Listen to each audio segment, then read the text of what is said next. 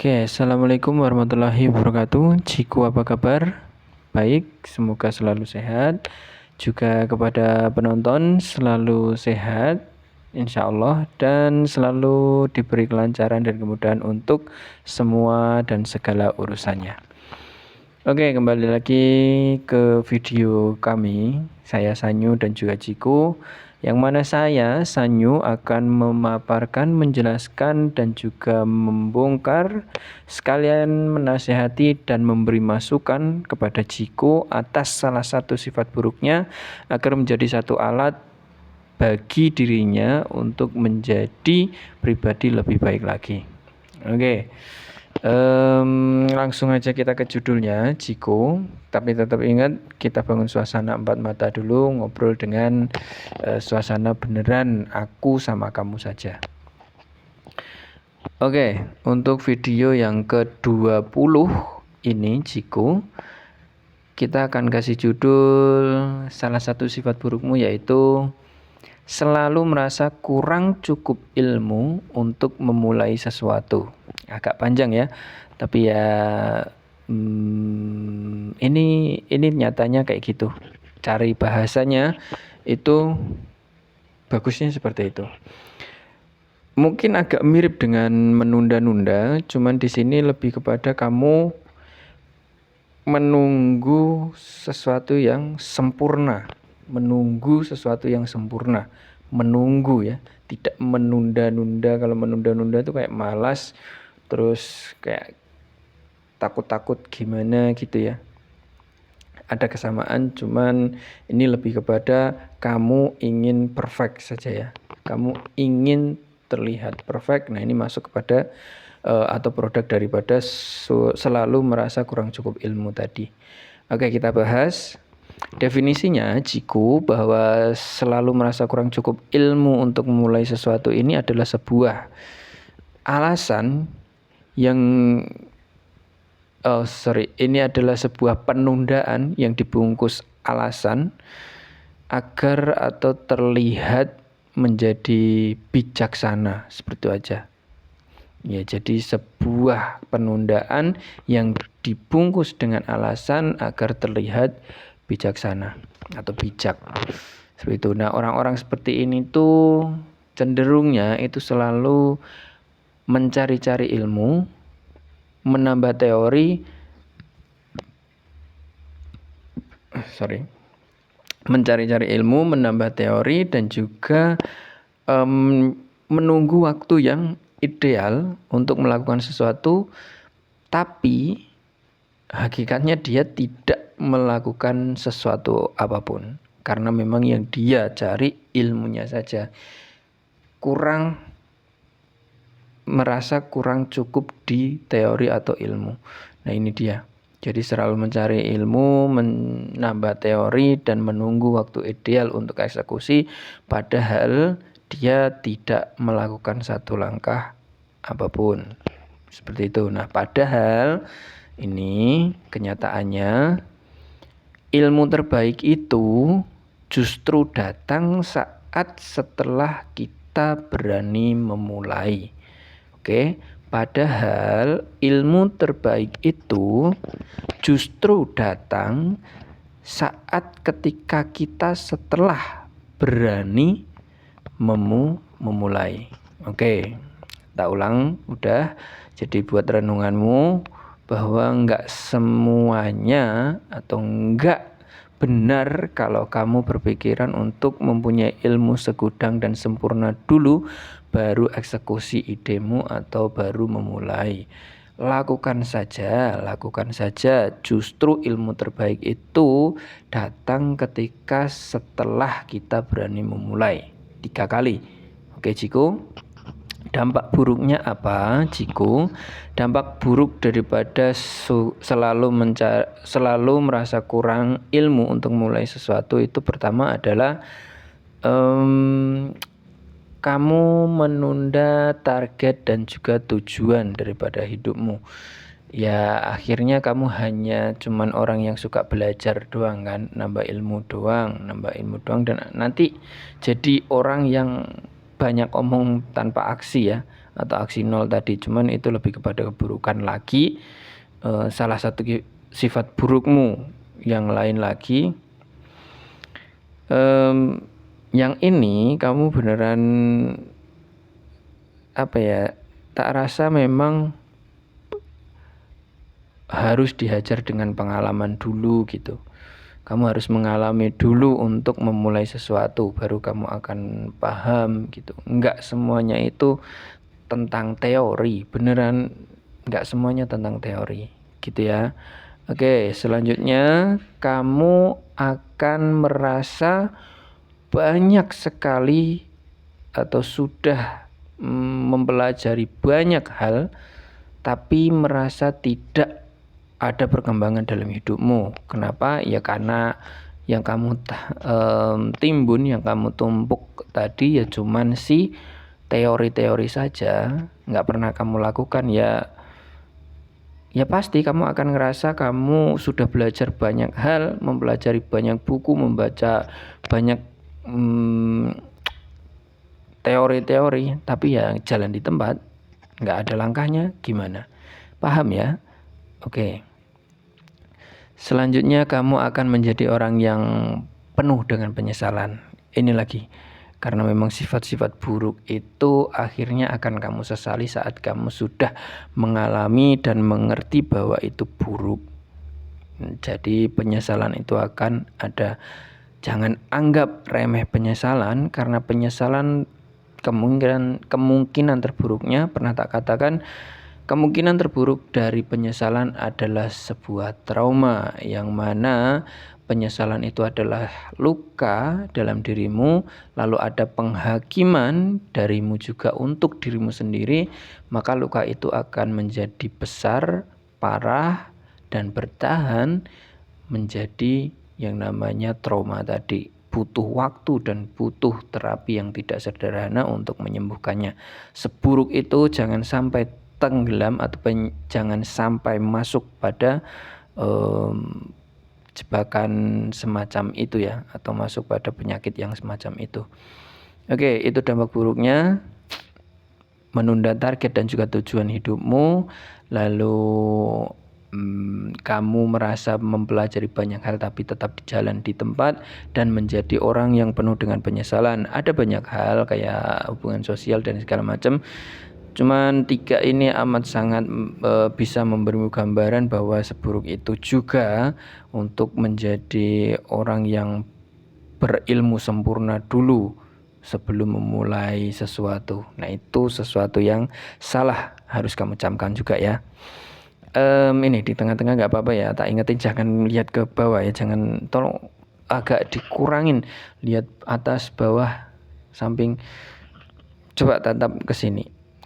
Rasanya kalau kamu lagi nonton video dan ditatap seperti ini kan kayaknya orang yang lagi ngasih penjelasan kepadamu itu kan kayak serius gitu kan, Nah, coba kamu lakukan itu juga. Ya, sedetik atau sekian 0, detik boleh kamu pandang yang lain, jangan pandang yang kemarin pun. Walaupun kamu sempat mengingatkan video yang sebelumnya, kemarin juga sangat banyak kamu kayak gini, lihat ke bawah kayak baca terus gini. Nah, itu kan nggak ya kurangin bener, nggak bagus, cuman memang biasakan untuk tidak melakukannya, kan kamu belajar gitu kan ya. Oke.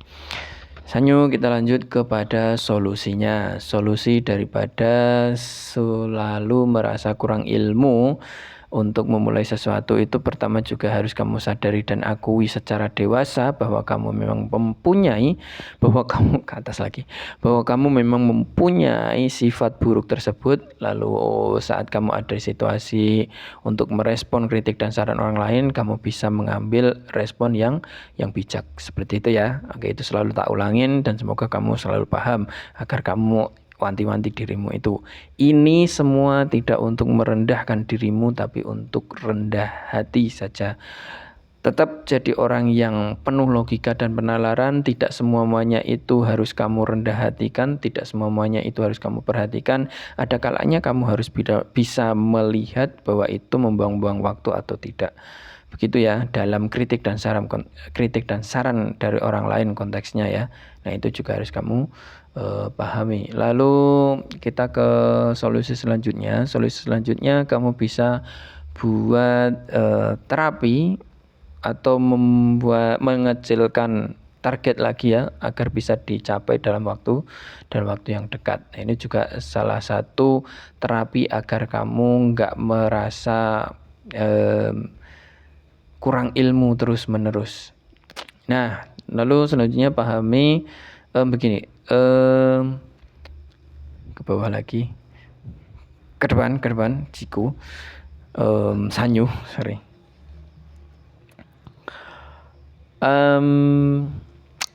Ubah mindsetmu dari harus paham jadi pahami sambil jalan. Nah, ini mengubah ya. Jadi dari harus paham menjadi pahami sambil jalan. Dapat ya, Ciku ya. Nah, itu juga salah satu terapi juga. Sebenarnya solusi daripada ini adalah terapi kecil untuk mental tapi konsisten ya. Kamu konsisten untuk menentukan target-target kecil dulu, konsisten untuk melakukan atau memenuhi target-target kecil dulu dalam waktu yang relatif sebentar atau singkat. Jadi ada perkembangan di sana. Oke, solusinya mungkin itu bisa kamu pakai. Lalu kita ke kutipannya ke bawah lagi. Oke. Ini memang harus diterapi juga kamu ya, agar enggak seperti ini. Kayaknya video kali ini lebih membahas bagaimana mimik atau ekspresi wajah saat ngevlog atau monolog kayak gini ya. Kamu harus perhatikan itu juga. Sampai ke kutipan tadi. Kutipannya gini. Agak lupa siapa, pernah baca tapi bahwa kamu tidak ke bawah lagi. Kamu tidak harus menjadi bagus untuk mulai, tapi harus memulai untuk menjadi bagus. Agak lupa siapa tokohnya. Bukunya sendiri juga agak lupa, jadi kamu bisa nanti catat di deskripsi ya, agar tahu. Kamu nggak asal klaim saja nanti sebuah kata-kata bijak ataupun kutipan-kutipan yang kiranya bijak, takutnya kamu dikira keren kan. Nah, ini nggak bagus juga buatmu. Oke, Ciku, itu tadi dari definisi, dampak buruk dan juga solusi. Mungkin agak kurang memuaskan, tapi memang banyak hal yang harus kamu benahi juga. Kemarin tak lihat kamu sempat ada rasa kayak sedikit puas pada video yang ke-19 karena ada kelancaran di sana. Tapi dibaliknya kamu juga punya latihan yang lumayan ini ya, keras ya dibanding hari-hari yang lain, bahkan untuk hari ini juga. Iya, kamu punya keterbatasan waktu, keterbatasan ilmu, keterbatasan apapun itu nggak apa-apa. Kamu mau kayak gini saja nggak apa-apa. Karena pada akhirnya walaupun ada yang nonton, kamu bisa minta maaf ya nanti. Walaupun ada yang nonton, akhirnya ini video hanya untukmu, pembuktianmu bahwa kamu adalah orang yang mulai belajar untuk bisa konsisten. Seperti itu ya, Ciku ya. Jadi jangan pernah kamu ambil cuti, ambil libur untuk membuatnya 30 hari seperti kayak puasa Ramadan. Itu hukumnya wajib, maka konsistenmu hari ini atau bulan ini, kali ini harusnya kamu hukumkan wajib juga untuk dirimu sendiri. Lagi-lagi untuk dirimu agar kamu jadi lebih baik. Coba tembus segala mitos yang katanya nggak bisa dari nol ataupun sesuatu itu perlu modal dan dukungan. Coba kamu pecahkan itu dan kamu batalkan mitos-mitos seperti itu. Oke, Ciku semangat selalu, jangan menyerah, banyakin doamu, ibadahmu juga Mungkin makan agak dikurangi dikit, sesuatu yang nggak sehat ya tentu. Air putih jangan lupa selalu minum banyak-banyak, karena itu yang paling bagus. Kamu pernah memutuskan untuk hidup tanpa sesuatu yang buruk ya, bukan hidup sehat, karena waktu itu kamu belum tahu apa itu hidup sehat. Kamu lebih memilih untuk hidup tanpa sesuatu yang buruk, contoh minuman soda, rokok, alkohol, begadang. Itu pernah kamu mulai dan itu hampir berjalan sangat panjang. Tapi 2 tahun terakhir pula ini kamu mulai tidak memikirkan itu lagi. Kamu mulai berani mengkonsumsi sesuatu yang buruk. Nah, sekarang waktunya kamu untuk sadar lagi, karena kamu sudah merasakan juga kan. Kamu di 10 tahun yang lalu itu amat sangat berbeda dengan kamu sekarang secara fisik, kesehatan. Tapi secara ilmu kamu lebih matang. Nah, ada penyesalan kenapa waktu tidak kamu pergunakan dengan baik.